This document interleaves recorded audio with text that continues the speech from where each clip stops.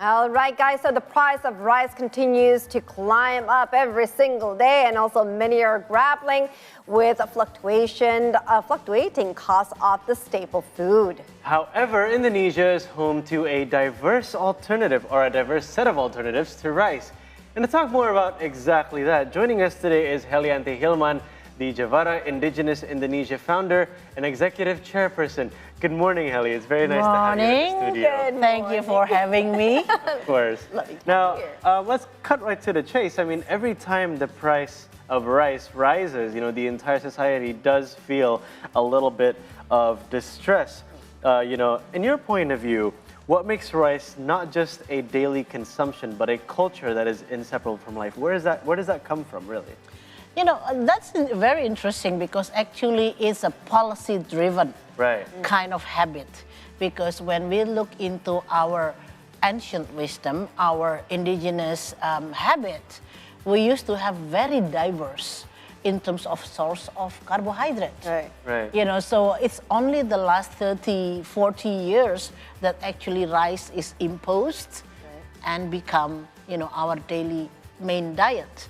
But it was not like that before. Right. Yeah, I mean, like when you talk about Papua, it's supposed to be sagu starch and edible roots. They have like thousands of cultivars of edible roots. Right. So like the one that I bring here is also from Papua. Oh. Just came straight yesterday. Oh. And they have thousands different types of Okay. that, So, and then we also have like millet like this, and then there are sorghum, so there are so many other alternatives. Including like breadfruits, a certain type of banana, like plantain, things like that. So I think it's really about policy driven. So I think we need to revisit the policy in overall, not only because of the, scarcity when everybody is consuming the same thing, but also in terms of the health purpose. Okay. Right. Because the other carbs also much more healthier, lower in glycemic index. And basically, when you talk about balanced diet, you need to diverse your source of food. Yeah. Right, but to make a new habit for that, to diverse yourself to, other source of carbohydrates, sometimes it's not easy, right? And then there's this saying that if you haven't eaten any rice for the day, you haven't eaten at all. Yeah, it's almost ingrained in our culture, isn't it? I know. Yeah. So what's the story behind that? Well, okay, it's really actually it's really sad because let's look. You know Borobudur Temple, right? Yeah. So if you see in the Borobudur Temple, there are relief. There are relief depicted there, and you will see that all this different type of carbo is there. Right. It's there, and basically, if we also look into the name of Java as an island. Actually, it comes from the word of Sanskrit, Yava. Okay. And Yava means cereals, cerealia, grains. Right. So we used to have like millet, sorghum, pearl barley. So we are an island that become the barn of all type of grains. Right. So, now the question is not easy, yes, because it has been imposed the last 40 years. Then it seems like it's part of your culture, but actually it's not always like that. Right. There are many ethnicities that rice is actually not part of their culture. So I think that, now the question is how to, change that. Right. Again, it's the power of rebranding things. I see. So you have to make this not only like, an alternative because rice is so expensive. Then you put it like a second class. Right. Because you only look into the alternatives when there is problem with rice. Yeah. But actually it has to receive the same attention, the same stage, the same attention, and simply just making it sexy and hype. Right, exactly. Yeah. It's all about making sure the branding gets to the right people as well, doesn't it? And as a matter of fact, rice, let's talk about rice a little bit again, because rice does have quite a strong branding in Indonesia. But, as you mentioned earlier, Indonesia does boast a wealth of biodiversity. As you mentioned earlier, sorghum was cultivated in Java before. The word Java itself actually means cereal in Sanskrit as well. So why are domestic rice varieties, in the meantime, on the other hand, not as highly regarded compared to sorghum, for example, in the past? And really, it's part of our culture, as you know, or part of our daily life, as you know, as it is now, is that we're so reliant on rice. Yeah. Right. But at the same time, we still import a significant portion of our rice from other countries. So, why are domestic rice varieties not so highly regarded, do you think? Okay, let's also look the fact that actually before the 60s, Indonesia have 7,000 different type of rice variety. Right. 7,000. Different color, different texture, different growing condition. So it was actually very diverse back in the day. Exactly. So I mean, like rice is there. Of course, you know, it comes to Indonesia about thousands of years ago, right? You know, but the variety of the rice itself also relates with a different growing landscape. So we have rice that grows in a coastal beach, in a sandy soil. We used to have that. We used to have rice that grown in the lake in Sembalun, but now it's no longer there. We have rice that grows wildly on the river. You know, so basically, even the growing condition of the rice, like in Kalimantan, there is a swamp-based rice. So every single landscape actually has different type of grains, have different type of carbs. So again, when we talk about the other type, the non-rice, is basically going back to the policy, right? But when it comes to the rice itself, actually ancient rice or heirloom rice is not popular. Everything is about white rice, white rice, white rice. Yeah. But actually we have pink rice, purple rice, brown rice, you know. So when we started working to bring back forgotten food biodiversity of Indonesia back then in 15 years ago, we did not receive a good response in Indonesia. So we were forced to export.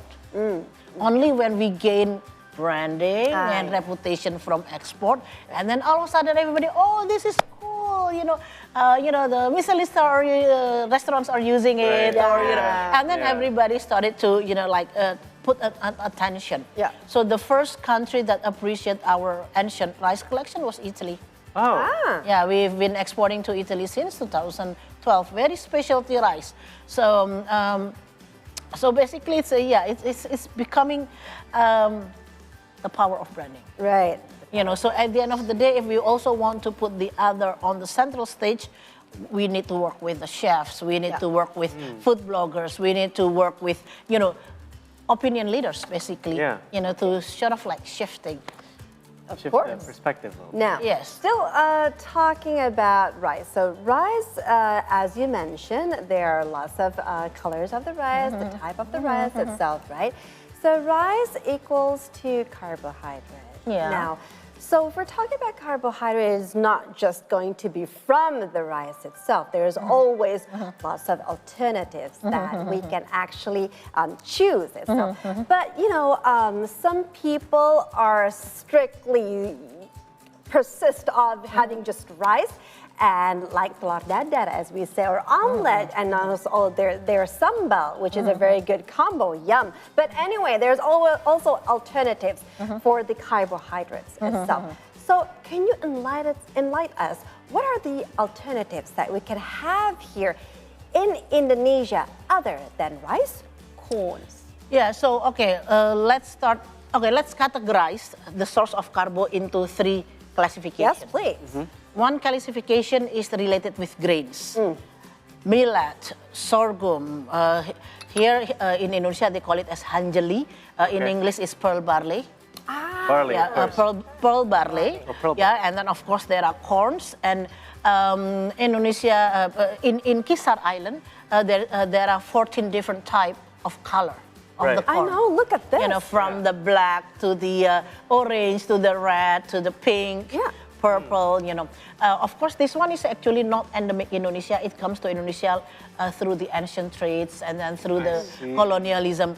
And also cassava. Cassava actually is not endemic Indonesia, but it has been in Indonesia thousands of years. Right. You know, so there is like through the ancient trade, you know, that has been like, you know, cross. So okay, one area is the cerealia, which is the grains. Second is the edible roots. Right. Okay. So we have like in Indonesia we call it as gembili, gembolo, suwak, uwi. I think there are pictures somewhere here. Yeah. I think it's there. Yeah. Yep, there. Yeah, and then there is an elephant foot yam, so there are arrow roots, there are so many of it. So that's under the edible roots. Yeah. And the third one is fruit base, so like breadfruit. A certain type of banana we call a plantain is rich with the carbohydrate. So if you go to eastern part of Indonesia, they will eat it as a carbo. With the fish, Okay. So they serve the fish or like a light curry with the banana, steamed banana. Right. Yeah, so that's their carbo. And even they use, what's in English, sirsak?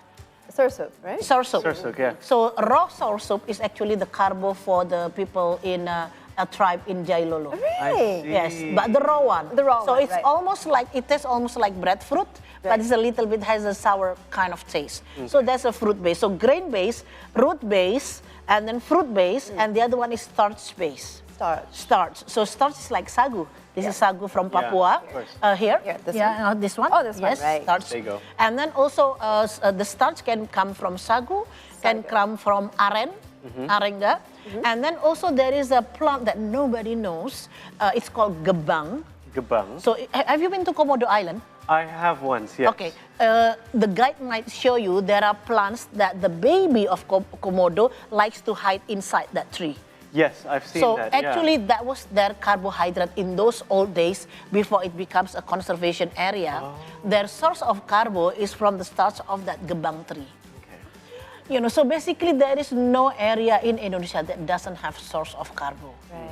Even in the most dry, arid land, sorghum, works very well. When rice cannot grow because it's so dry, sorghum can grow there. So there are these 4 other categories. Yes. Yeah. Now, it seems like, as you enlightened earlier, indigenous communities across Indonesia are still very much in touch with their roots. They do. Still very much consuming the carbohydrates that their ancestors have used or have been consuming for generations, for hundreds, if not thousands of years, as you mentioned earlier.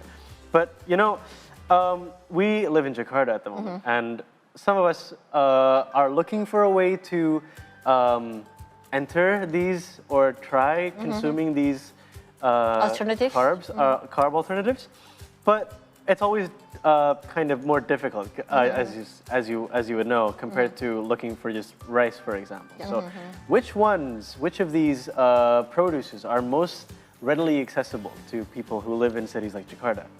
Corn rice. Corn rice. I think I have one of it there. Oh, can you show us? Yeah. And I thought this was just a prop. There's something no, inside of it. I thought so as well. Okay, so this one is corn rice. Yeah. So and corn only take 2.5 months, right, to grow. And this one is the millet. And of course, I bring the condiments that comes with Oh, it. that's wonderful. Thank you. Yeah, so our breakfast.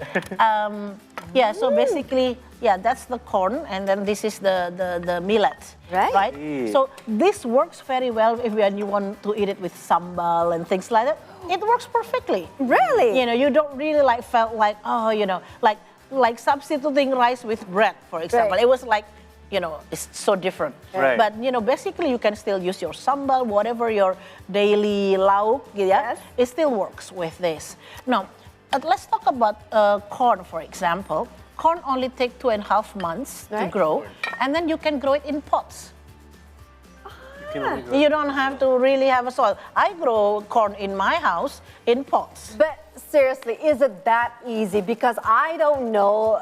I have, the plants, they don't like my hands. I don't know why. Okay, some people will say like, oh, I don't have a green thumb, so all the plants that I try to grow died. So this is the key. I see. So this is actually these edible roots. Right. This is from Papua. Yeah. So I learned from Machi in Papua, Mama in Papua. So because, actually the Papuan people, they're not farmers. Right. They are foragers. They gathered the food from the wild. Right. So I was surprised when I came across to Mama selling this, and I said like, Mache, where do you get this? Oh, I grew it. you cultivate them. I mean, like, to Yeah. my surprise, I mean, like, because I know the Papua people are not farmers, right? So I said, like, tell me how you do it. Right. So she said, like, oh, I collected this from the forest. Right. So basically, if you don't have a green thumb, try to grow wild edible plants. Oh, okay. Because wild edible plants take care of itself. Right. Of See? course. So that's what I learned from this Maji. So what she did, she picked up this. So this is the seedlings for this, right? Like that. And then she plug it to the soil. Right. And it's like, and then, okay, well, how's the maintenance? You know, what fertilizer you put in? Right. Oh, no, I don't do anything. I leave it, and then 3 months, I come back to harvest. Oh, this is my favorite, Wow. Missy. Yeah. That's is it. my That's favorite. just the easiest one. You know, Yeah. so I realized that edible roots is like that. You Right. plug it in, just forget about it. Okay. Then the nature will take care. So one day, so in my house, in front of my house, we grow different kind of edible roots. Right. So one of it, my favorite, is called uwi. Uwi. So inside it, there is a little bit purple and a little bit slightly white. Right. So I forgot about it. You know, we plug it in and then I completely forget about it. 9 months later, it becomes 39 kilo. So when we harvest, it was like this. Oh, So I think Wow. like, okay, we have enough to feed the whole neighborhood. Right. You know, so this is very interesting because I mean, like, so we have a land plot probably like only like 20 meters square. Right. So I asked my team at home, it's like, okay, if we're going to harvest everything, how many kilo do you think we get? Oh, we can easily get 600, 700 kilo. My Whoa. goodness. Exactly, lot. you know. So basically, this is something that, you know, just plug it in and you forgot about it. You can almost kind of have it in your own house. Yes. Yeah, practically. And you can even put it in sacks. You know, karung? Yeah. In sacks. Just put the good soil and then plug it in, that's it. That is amazing. Of course, that one you need to water a bit, course, yeah? of course. You know, but, you know, that's it. It's very simple. It's definitely much easier than having to take a bunch of rice from a field. Oh yeah, rice is so difficult actually. It needs a tender, loving care, maintenance. Right. You know, but it's different with wild edible plants, which basically you plug it in and then forget about it, and then you can come back and harvest. Yes. And not to mention the sheer amount of area that is Yeah. needed just to grow. Exactly. Yes. Exactly. Not to mention our carbs here. We've got Yes, this indeed. corn rice. I never tasted corn rice before, as Heli mentioned. All of this. So we've got the protein, we've got the tempeh, we've got the fish here, and also corn rice itself. And then the millet. And then Jawa also wood. the millet itself. And then Heli said that these combination is perfect. It works, you know, swimmingly into your mouth. When we try to eat it, it's a very good combination, just like we're eating Why don't you white have rice. rice? Yeah, we So, should have it. It should. I mean, like, you can eat it directly from there. You don't need the plate. That's true, You know, yeah. I bring each one of you that one. So, That's very thoughtful There of you. goes. Thank you. but can I have the plate? Is it okay? Sure. I want to do a little performance here, just Okay. to honor everyone, especially you, Heli. Here we've got the I might have a rice here. That's corn rice over Corn there. rice. We do have the tempeh. tempeh here. I am loving today's producers because they are giving us food. Breakfast during the show. Yes, indeed. We've got the fish here. We can, is it the ikan teri and choki, Yeah. right? And also we've got the The sorghum, Jawa wood. Jawa wood. Millet. millets. It's a Okay. foxtail millet like this. So it looks I like that, and then see. that's when you cook it. Right. So I have a party on my plate already here, Missy. I'm catching up. I'm Right? catching up. So what we do is, do we like mix it all together or just we? Just do it whatever you want. Okay. Okay. Try it separately so you know the differences of the flavor and the texture. Okay, we'll So start with the millet first. we, while we're trying it, we can see that some of these different types of foods are prepared differently as well. Do you prepare them differently compared to you prepare rice? And what are some of the practical methods that you use to prepare these foods? So basically, it depends on how the post-harvest processing. Because for example, the rice that the corn rice that we have here, all you need to do is to soak it and then steam it. Right. You know, so actually everything is depending the post-harvest processing. You know, whether you need to boil it or you simply need to soak it and steam it. Yeah. This is very yummy. This is delicious. This is very delicious. Okay, my first time trying this corn rice. Okay, let's talk about the corn rice itself. So it is a good alternative, you know, substituting white rice to corn rice itself. Some may say, you know, you can have like brown rice or black rice, right? So let's talk about the glycemic index itself. So compared to white rice, corn rice is Well, better? of course, white rice is very high. Right. But if you eat like black rice or brown rice or red rice, it's also low.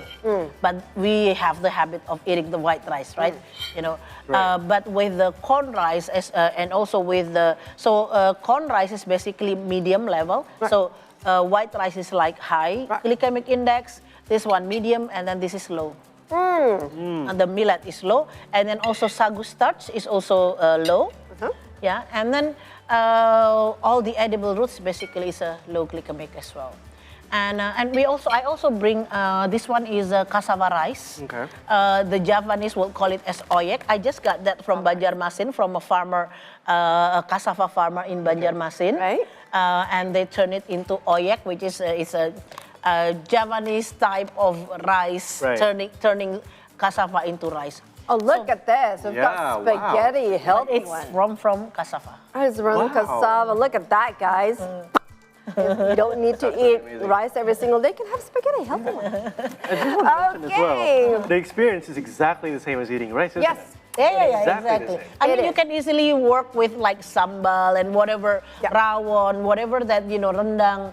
It's the same. Okay, so we can hear our producers are saying, okay, time for a break. I know you guys want to eat here, so we'll make that happen. So guys, we're going to set for another short break. So when we return, we still have a recap of our news from our previous segment. Thank you so very much, Heli, for having us here and for enlightening us with everything which is delicious and also healthy, right? So once again, thank you very much. Thank you for having me here. Enjoy the meals. Okay, bye guys. Okay guys, don't forget, return already in a bit.